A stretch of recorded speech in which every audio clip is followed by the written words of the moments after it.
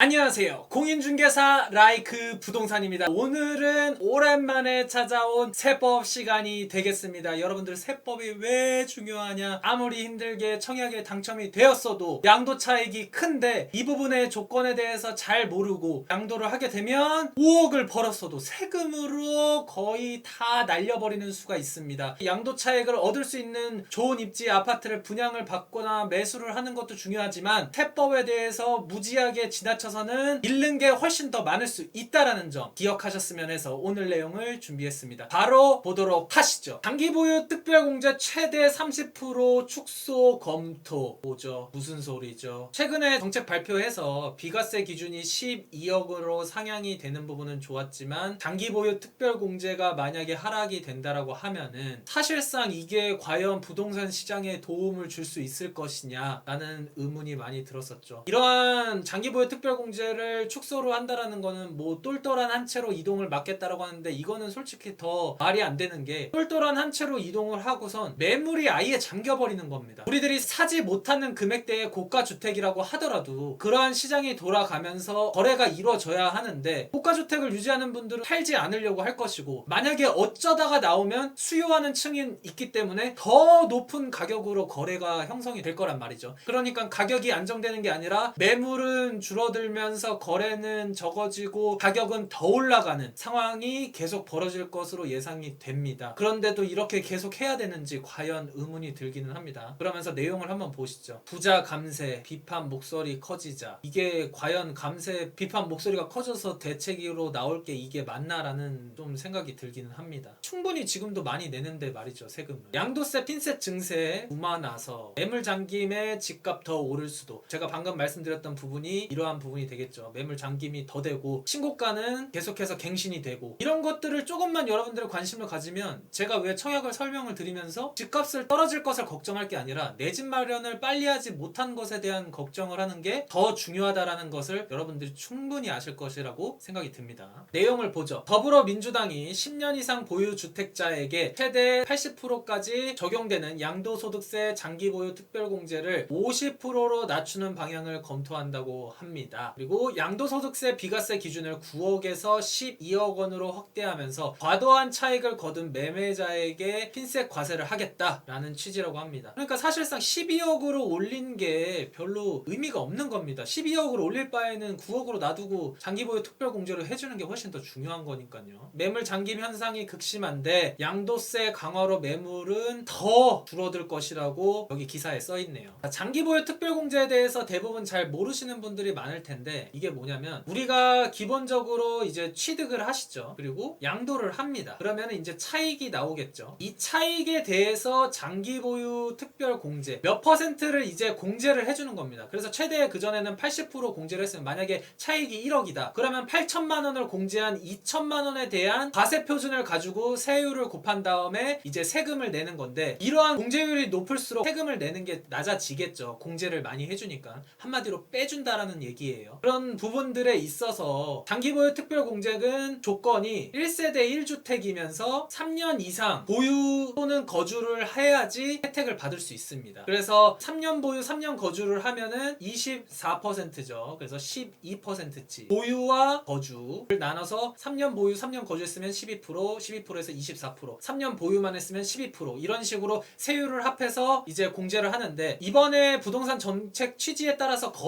거주할수록 공제를 해줄 수 있는 최대한도 40%는 유지를 하되 보유에 따른 세율을 양도 차익이 크면 클수록 10%씩 줄인다라는 겁니다. 재산세 부담은 커지고 종부세 부담도 커지는데 나중에 버텨서 양도를 했는데 취득세도 높아져서 똑같은 주택을 사려고 해도 세금을 내고 나면 똑같은 주택을 사지 못하는 지금 그러한 상황이죠. 재산세를 올리려면 양도세를 줄이던지 그러한 식의 플러스 마이너스가 있어야 되는데 아니면은 공급을 진짜 어마무시하게 많이 늘리던지 공급은 오래 걸리고 세금은 더 늘리고 그러면 세금은 훨씬 많이 거쳐졌으면 그 세금을 이용해서 지금 개발이 잘 되지 않는 곳들의 공급을 더 초스피드적으로 빠르게 해서 2, 3년 안에 공급을 하던지 3기 신도시까지는 적어도 진짜 입주할 때까지 진짜 7에서 10년 정도는 충분히 필요할 것 같은데 그 전까지의 이 공백을 어떻게 막을 수 있을 것인가 그러한 생각을 해야 되지 않을까 라는 생각이 드는데 참으로 안타깝습니다. 그래서 제가 여러분들 여러분들한테 청약에 대해서도 너무 입지, 교통 좋은데 시세 차익 다 따지지 말라고 하는 이유가 여기에 있습니다. 물론 뭐 몇 억씩 버는 거 좋죠. 근데 1,000만 원이 됐든 2,000만 원이 됐든 그러한 부분들이 굉장히 중요하고, 그리고 이러한 1세대 1주택으로 청약을 가지고선 평생 하나만 했더니 그냥 살기만 했는데 차익이 나는 거를 줄여버리기만 한다. 그러면 여러분들도 다 당사자가 될 수 있는 거예요. 그러니까 이러한 부분들 측면에 있어서도 굉장히 흐름을 잘 이해를 해야 된다. 이게 굉장히 무서운 이야기가 될 수 있다라는 부분 잘 기억을 하셨으면 좋겠습니다. 한 번 더 내용을 살펴보면은, 복수의 민주당 관계자는 5억 이상의 부동산 양도 차익을 얻고 1가구 1주택 대상으로 차익에 따라 장기 보유 특별 공제율을 낮추는 방안을 검토하였고, 이제 최소 24%에서 80%까지 장기 보유 특별 공제를 받을 수 있는데, 이거는 아까 말씀드렸다시피 3년 이상 돼야지 12%씩 보유 12, 거주 12 해서 받을 수 있는 거죠. 그래서 최대 40에서 80%까지 일단은 현행은 이렇게 되고 있죠. 그러면서 이제 이야기가 나온 게, 거주에 따른 공제 40%는 그대로 두고 이제 보유에 따른 공제를 최대 40%에서 이제 10%까지 낮추는 거죠. 양도 차익이 10년 보유 거주를 한 상태에서 양도 차익이 5억 미만은 40%, 10억 미만은 30%, 20억 미만은 20%, 20억 이상은 10%. 근데 가령 이제 무주택자가 6억 원 주택을 구입해서 10년 이상 거주한 뒤에 18억에 매도를 하면은 12억에 대한 양도 차익이 발생을 하죠. 근데 그전 같은 경우에는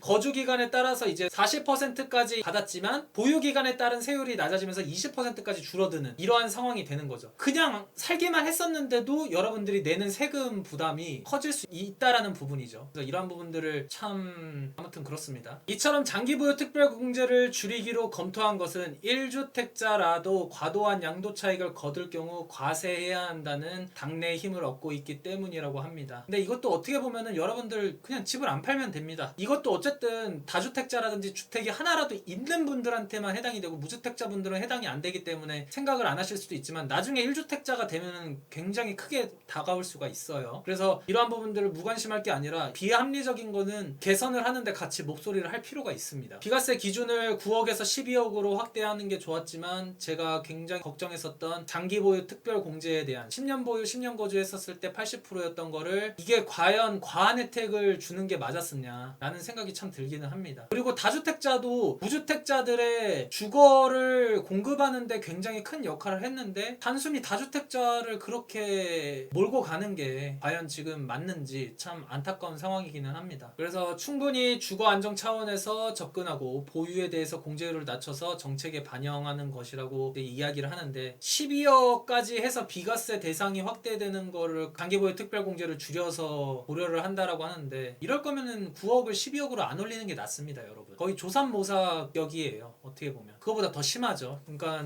나중에 여러분들이 전체적으로 다 피해가 볼 수 있는 그런 부분이라는 측면이라고 보시면 될 것 같습니다. 시장에서는 1주택자 보호 원칙에 어긋난다라고 보고 있습니다. 한 부동산 전문가는 1가구 1주택 투기자가 아닌 기존 주택을 팔고 새로 사는 사람으로 봐야지 되는데, 조금이라도 양도 차익이 큰 사람에게 불이익을 주겠다라는 거는 이미 세금이 누진적으로 적용되고 있는 부분이 있다라고 이제 지적을 했다라고 하네요. 그리고 저는 이것도 그렇지만 기본적으로 매물 잠김 형상이 더 심화되는 것도 어쨌든 더 집값을 자극하는 부분이 생길 것 같고, 그리고 집값이 많이 오른 1주택자들은 어쨌든 집을 팔고 이사를 가야지 되는데 이사도 못 가는, 집값은 있는 대로 계속 올라가고 이사는 못하고, 무주택자들은 매물이 더 줄어드니까 더 갈 데는 없고, 여러 가지로 참 진퇴양난인 것 같습니다. 양도소득세 개편안과 이제 종부세 상위 2% 적용한 반환, 이러한 부분에 있어서는 반반씩 나왔다고 하네요. 종부세 범위를 뭐 2%로 한다라는 거는 어쨌든 공제 비율을 조금 더 올려서 낮추거나 공시가격을 낮추거나 공정시장 가액 비율을 낮추거나 그러한 부분들 작업이 필요할 것 같기는 한데, 어쨌든 이러한 부분들은 추후에 더 나오거나 하면은 상세하게 이야기를 전달해 드리도록 하겠습니다. 오늘 여러분들과 세법 관련해서 많은 이야기를 나눴습니다. 무주택자라서 난 상관없어, 집을 어차피 안 팔 거니까 상관없어, 이렇게 하실 게 아니라 여러분들도 어떠한 상황에서 집을 팔아야 되는 상황이 올 수도 있습니다. 그냥 피치 못하게. 그리고 만약에 1주택만 있는 거를 증여를 해야 될 수밖에 없는 상황이 있을 수도 있고요. 이러한 부분 측면에 있어서 다 문제가 연결이 될 수 있다라는 겁니다. 그래서 이러한 부분들도 너무 모른다고 하실 게 아니라, 아, 이거 안 좋다라는 얘기구나, 좋다라는 얘기구나, 이 정도로까지는 관심을 가지셨으면 좋겠습니다. 세법과 관련된 내용들 가지고선도 유료 상담 의뢰를 좀 많이 해주시는 것 같습니다. 상담을 원하시는 분들은 카카오톡 아이디 추가 영자 버튼 누르고 라이크 부동산 치신 후에 예약을 하시면 하시면 될 것 같고 자세한 내용은 커뮤니티 게시물을 확인해 주시면 될 것 같습니다. 끝으로 나가시기 전에 궁금한 사항은 댓글 남겨주시고요. 구독과 좋아요, 알림 설정 부탁해요.